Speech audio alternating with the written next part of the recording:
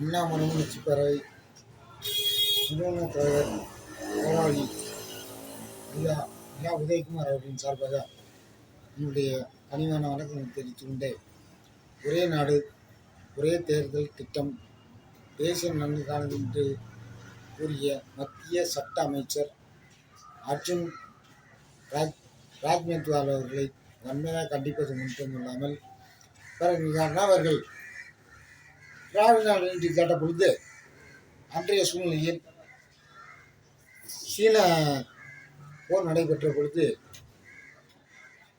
அதனால் அந்த திராவிட நாடு கொள்கையை ஒத்திவைத்தார் என்பதை இந்த நேரத்தில் கூற கடமைப்பட்டுள்ளோம்.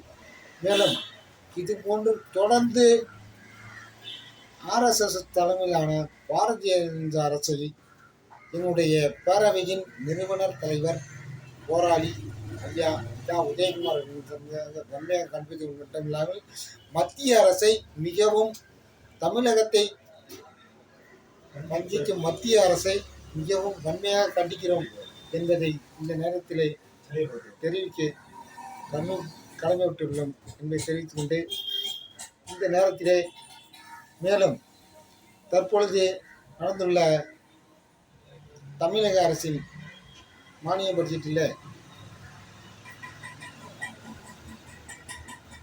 விவசாயிகளுக்கான மானிய பட்ஜெட்டிலிருந்து அண்ணா சொல்லியிருக்காரு, அண்ணன் முக ஸ்டாலின். அது ஏற்குமா இருக்காதுன்னு தெரியல, அது எல்லாத்துக்கும் தெரியும். ஏன்னா விவசாயி ஏன்னா அண்ணா விவசாயம் என்னன்னு தெரியாது என்ன. அதனால் இந்த